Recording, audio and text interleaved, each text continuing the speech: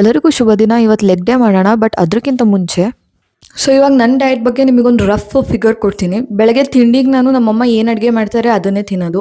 ಇವಾಗ ಅವಲಕ್ಕಿ ಅಥವಾ ಉಪ್ಪಿಟ್ಟು ಮಾಡಿದ್ರೆ ಅದನ್ನೇ ಒಂದೊಂದು ಕಪ್ ತಿಂತೀನಿ. ನಮ್ಮಮ್ಮ ಎಲ್ಲದಕ್ಕೂ ವೆಜಿಟೇಬಲ್ಸ್ ಹಾಕಿರ್ತಾರೆ. ವೆಜಿಟೇಬಲ್ಸ್ನ 0 ಕ್ಯಾಲರಿ ಅಂತಲೇ ಕನ್ಸಿಡರ್ ಮಾಡೋದು. ಅದಾದಮೇಲೆ ನಾನು ಪೋಸ್ಟ್ ವರ್ಕೌಟ್ ಪ್ರೋಟೀನ್ ಶೇಕ್ ಕುಡಿತೀನಿ. ಅದಕ್ಕೆ 1 ಸ್ಕೂಪ್ ಕ್ರಿಯೇಟಿನ್, ಅದು ಪ್ರಾಬ್ಲಿ 3 ಗ್ರಾಮ್ಸ್ ಇರುತ್ತೆ ಅನಿಸುತ್ತೆ. 1 ಸ್ಕೂಪ್ ಪ್ರೋಟೀನ್ ತೊಗೋತೀನಿ. ವೇ ಪ್ರೋಟೀನ್ ತೊಗೋತೀನಿ. ನೀವು ನನ್ನ ಲಾಸ್ಟ್ ವೀಡಿಯೋಲ್ಲಿ ನೋಡಿದರೆ ಮಸಲ್ ಬ್ಲೇಸ್ ಅವ್ರದ್ದು ಮ್ಯಾಂಗೋ ಫ್ಲೇವರ್ ತೊಗೋತಾ ಇದ್ದೀನಿ ಇವಾಗ. ಆಯಿತಾ? ನೀವು ತೊಗೊಂಡ್ರೆ ಹೋಲ್ ಟ್ರೂತ್ ಅವ್ರದ್ದು ತುಂಬ ಚೆನ್ನಾಗಿದೆ. ಹೋಲ್ ಟ್ರೂತ್ ಅವ್ರದ್ದು ವೇ ಪ್ರೋಟೀನ್ ತೊಗೋಬೋದು.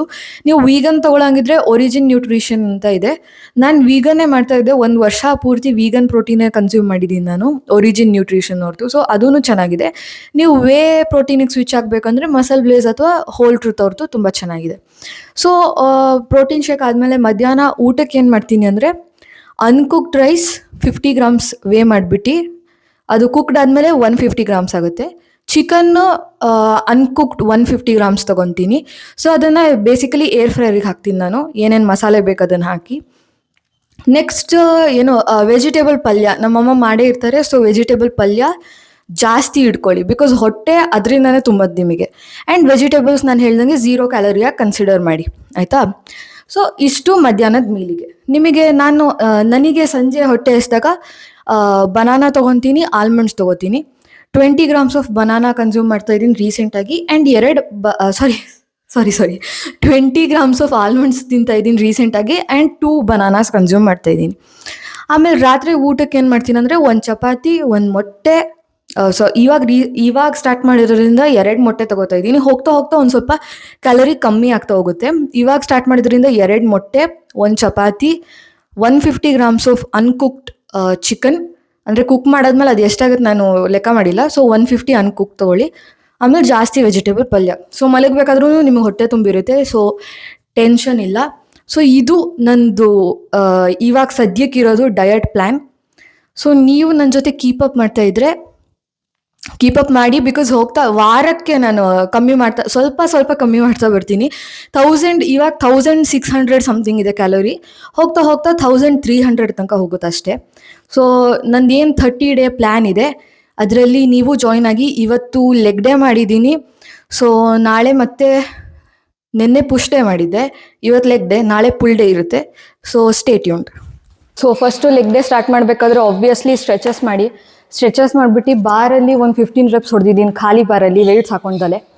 ಇವಾಗ ಆ್ಯಕ್ಚುಯಲ್ ವರ್ಕೌಟ್ ಸ್ಟಾರ್ಟ್ ಮಾಡೋಣ ಸ್ಕ್ವಾಟ್ಸಿಂದ. ಸ್ಕ್ವಾಟ್ಸ್ ಹೊಡಿಬೇಕಾದ್ರೆ ಫಸ್ಟಿಗೆ ನಾನು ಕಮ್ಮಿ ವೇಟ್ಸೇ ಹಾಕ್ಕೊಂಡಿದ್ದೀನಿ, 5 kg ಈಚ್. ಹೋಗ್ತಾ ಜಾಸ್ತಿ ಮಾಡೋಣ.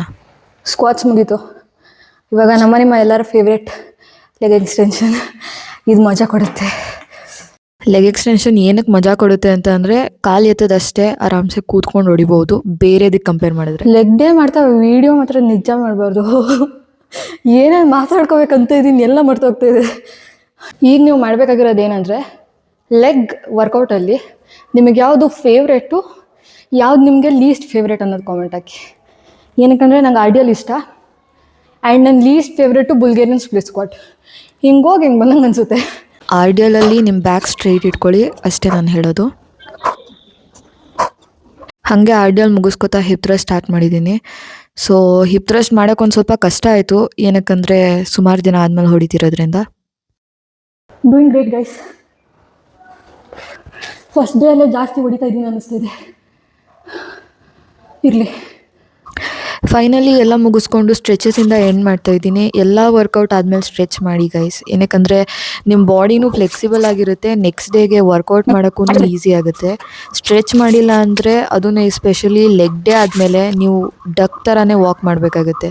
ಅದಕ್ಕೋಸ್ಕರ ನಾನು ಸ್ಟ್ರೆಚಸ್ ಎಲ್ಲ ಜಾಸ್ತಿನೇ ಮಾಡ್ತಾಯಿದ್ದೀನಿ ಇವತ್ತು.